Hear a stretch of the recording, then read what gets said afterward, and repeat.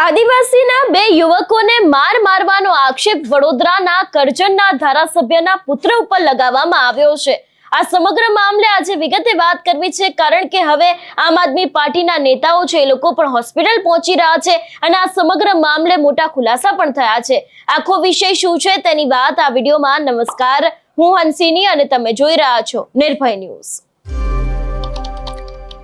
એક તરફ ગુજરાતમાં છેલ્લા ઘણા સમયથી મારવાના કિસ્સાઓ સામે આવી રહ્યા છે, ક્રાઇમનો રેટ વધી રહ્યો છે, ત્યારે વાત કરવામાં આવે વડોદરાની આખી આ બાબતની।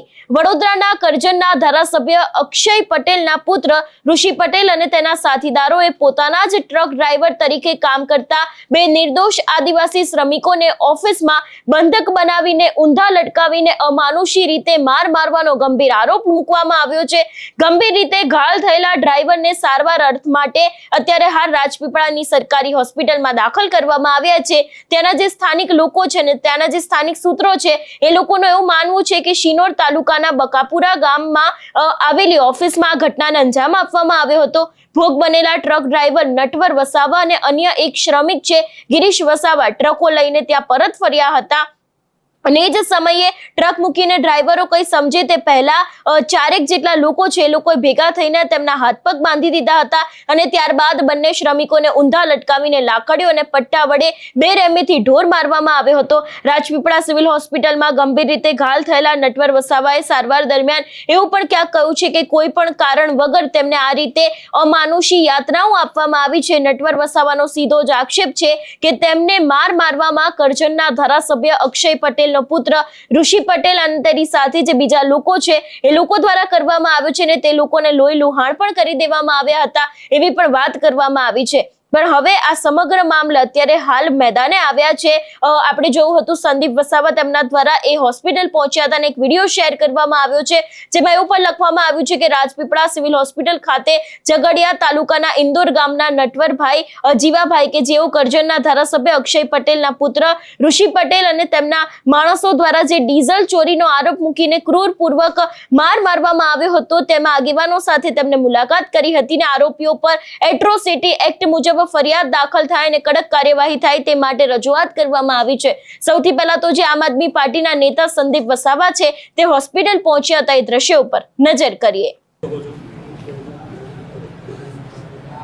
આપ જોઈ શકો છો ઝઘડિયા તાલુકાના ઇન્દોર ગામના રણછોડભાઈ જીવાભાઈ વસાવા છે કે જે કરજણના ભાજપના ધારાસભ્ય અક્ષય પટેલ છે, એમનો છોકરો ઋષિ એને ત્યાં છેલ્લા 1 વર્ષથી ડ્રાઇવિંગ કરતા હતા। એમની સાથે સાથે એક ગિરીશભાઈ કરીને પણ કોણ ગામના છે।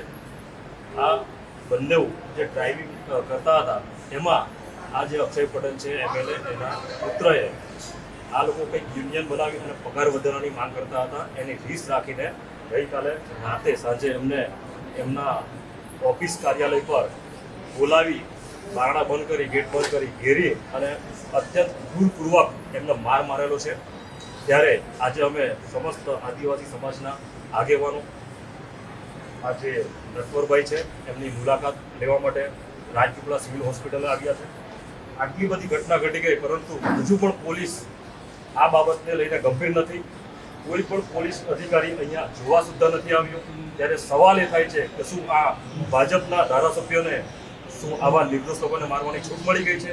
આજે પોલીસ અને ભાજપની ભાગીદારીથી જ્યારે મિલીભગતથી આવા નિર્દોષ લોકોને આવી રીતના આ ભાજપના ધારાસભ્યના પુત્રો આ રીતના મારી રહ્યા છે ત્યારે ખરેખર દુઃખની બાબત છે કે શું ભાજપમાં જવાથી આ બધાને મારવાનું, ગરીબોને મારવાનું લાયસન્સ મળી જાય છે? અમે કોઈ પણ સંજોગોમાં આપ ચલવી લેવાના નથી। અમારી માંગણી છે કે આ અક્ષય પટેલ ધારાસભ્ય છે એના પુત્ર ઋષિ પર અને એની સાથેના જે સ્ટાફના મિત્રો છે એમને જે આ કૃત્ય કર્યું છે એમના પર ફરિયાદ દાખલ થવી જોઈએ। એટ્રોસિટી એક્ટ મુજબ ફરિયાદ દાખલ થવી જોઈએ અને 24 કલાકમાં આ લોકોની ધરપકડ થવી જોઈએ। જો 24 કલાકમાં અમની પર કોઈ કાર્યવાહી પોલીસ દ્વારા કરવામાં નથી આવતી, એટ્રોસિટી એક્ટ મુજબ એફઆઈઆર નથી કરવામાં આવતી તો સમગ્ર આદિવાસી સમાજ આ બાબતે આંદોલન કરશે અને આમાં ઘટતું બધું જ કરશે।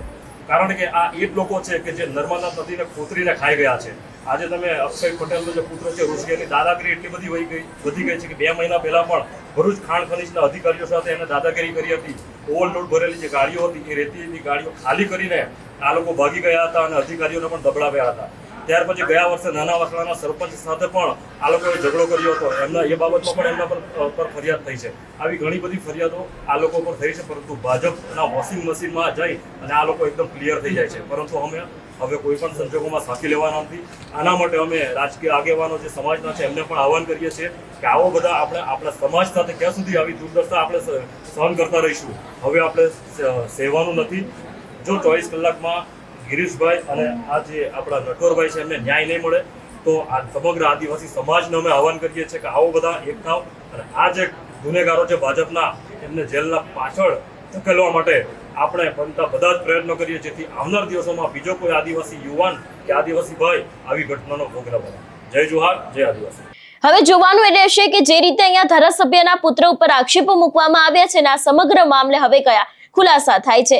તમારું શું માનવું છે આ વિષયને લઈને અમને કમેન્ટ કરીને ચોક્કસથી જણાવજો. તેની સાથે અમારી ચેનલ નિર્ભય ન્યૂઝને લાઇક, શેર અને સબસ્ક્રાઇબ કરવાનું ભૂલશો નહીં. નમસ્કાર.